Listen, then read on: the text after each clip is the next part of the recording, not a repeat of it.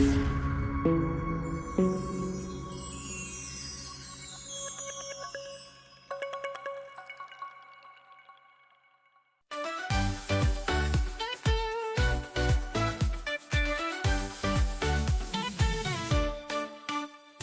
a land of sunshine where the palm trees sway, there's a special show to brighten up your day. From rockin' festivals to Broadway dreams, tune in with Bonnie G. It's a desert scene, the desert scene with Bonnie G.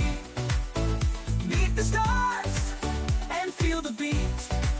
From the Coachella Valley is the place to be for all the culture, fun, and harmony. The desert scene, yeah, with Bonnie G.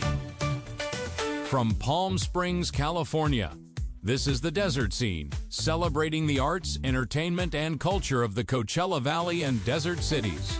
Presented by the Mutual Broadcasting System, the Desert Scene spotlights local theater, music, comedy, festivals, and more. Now, here's your host, Bonnie G.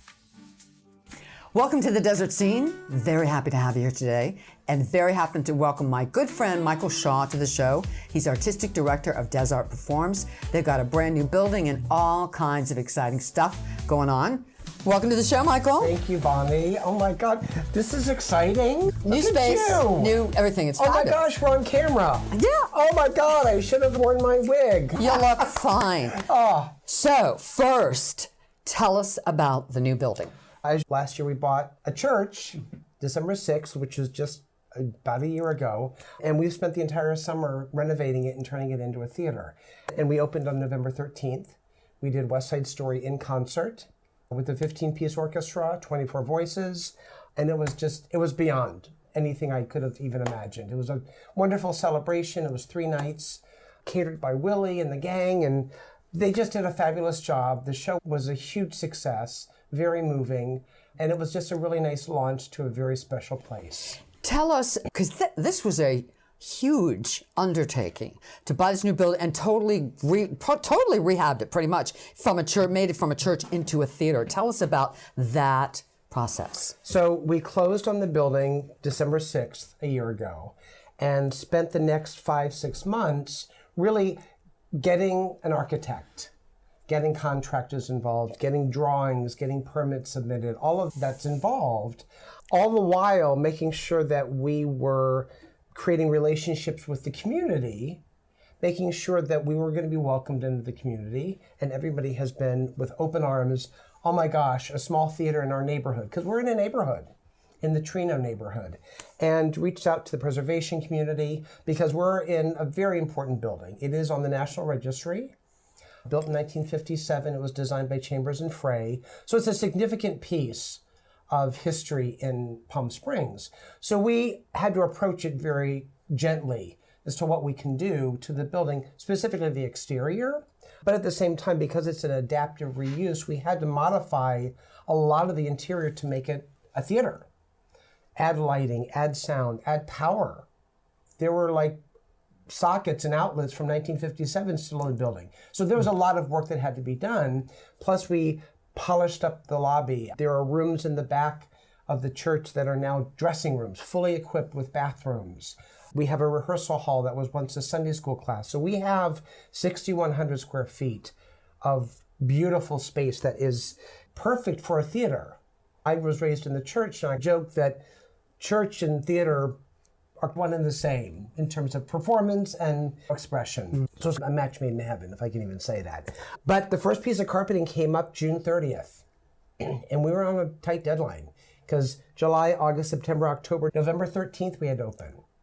And so what we planned was getting the theater up and running, getting the backstage done, getting the rehearsal hall in a usable space. And so that was phase 1.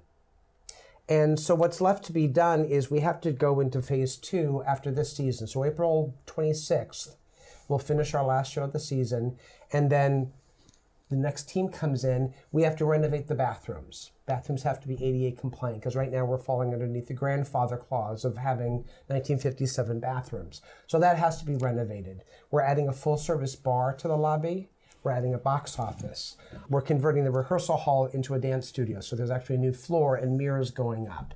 Some plumbing things have to be done because we need laundry facilities for costuming. So those are things that we're doing in phase 2. So phase 1 was, let's just get our doors open. But I will tell you, it was an enormous amount of work. The contractor, the architect, the entire team, it was a miracle. I got to tell you, it was a miracle that we got it done, but everybody pulled together, and it was a busy summer, but I got to tell you, my dear, I couldn't be happier and very proud of what we did. Any like big bumps in the road along the way? Because that's a lot, permits and all that's a lot. You think you're always waiting for that bump. You're always waiting for that, oh my God, we shouldn't have done it that way. We got to go back to, but it didn't happen. It didn't happen. And that's what's amazing. I have nothing to tell you that it would have set us back. See, what my analysis of that is, no, it's a little, is that it was meant to be. That's the universe saying, Michael, here's your space, go. I couldn't agree more. Yeah. I couldn't agree more. Oh my gosh. So Church of Scientists, Christian Science has a clerk, like every church has a clerk, basically manages the property. And she was the person that we met when we first looked at the building a little over a year ago. Her name is Pat. And so she got a tour about 6 months into the project, and she's seeing the church totally anew. And she always has said to us, this is divinely authorized. She said this relationship, because we're very close actually with the church still, with Pat, with their board, the relationship actually happened immediately. There was a kindred spirit between the two, and they were handing over this incredibly important property and home to new people, new stewards. And so that relationship happened very early on. But she loved to say it's divinely authorized. So to your point, we do feel like it was meant to be. Tell us about your season coming up. West Side Story in Concert was our gala opening, which was a fundraiser. So now we actually start our season in January. The first show we're doing is I'm directing Eureka Day by Jonathan Spector. And it is a social satire about vaccinations. Great, pretty good title. It's amazing because the play was written, it was on Broadway about 12 years ago. It's funny because it's actually more relevant today. So it had a revival last year and it won the Tony for Best Revival in April.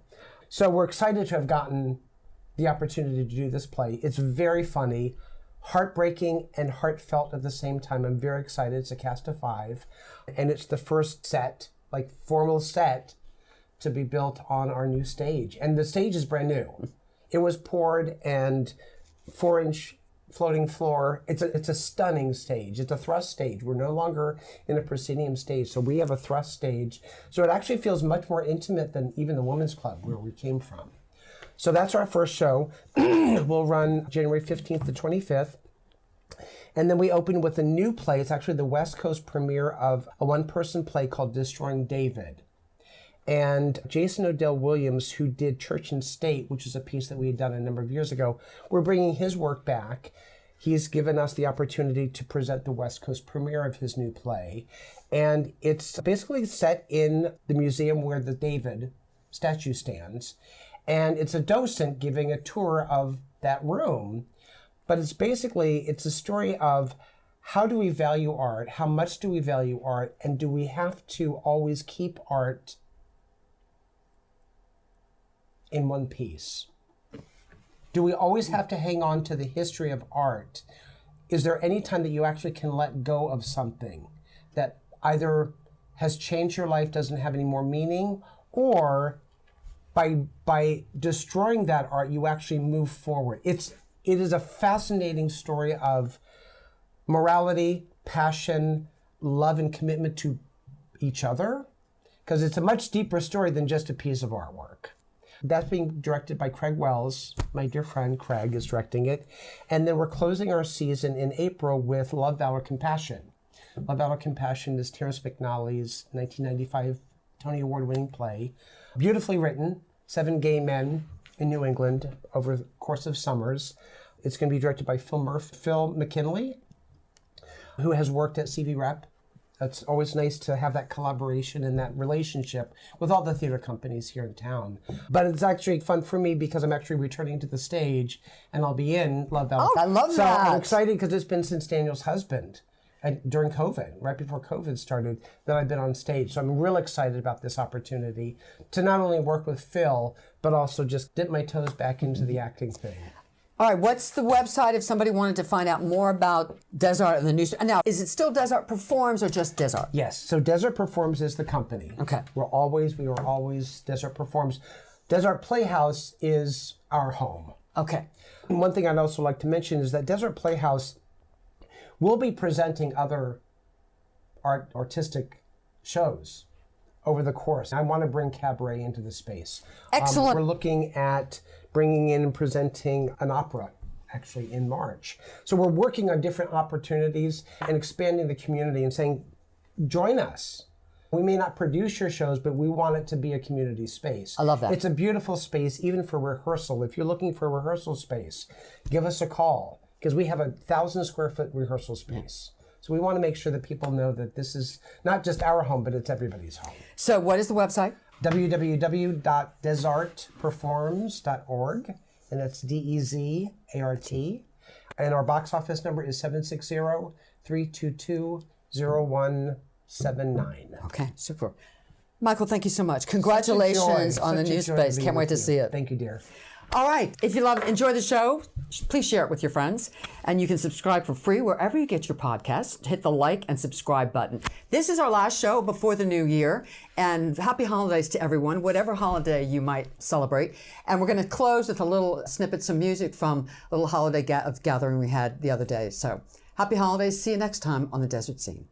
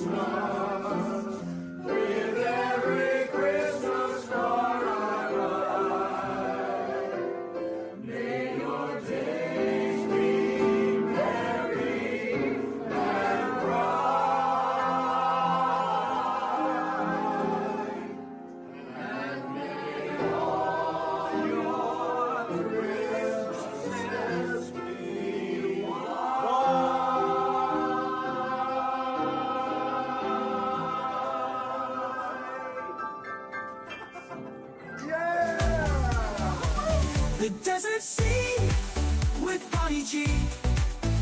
Meet the stars and feel the beat. From the Coachella Valley, it's the place to be. For all the culture, fun, and harmony. The desert scene, yeah, with Bonnie G. The desert scene's where you belong with Mutual Broadcasting's Bonnie G. Just sing along. Just sing along.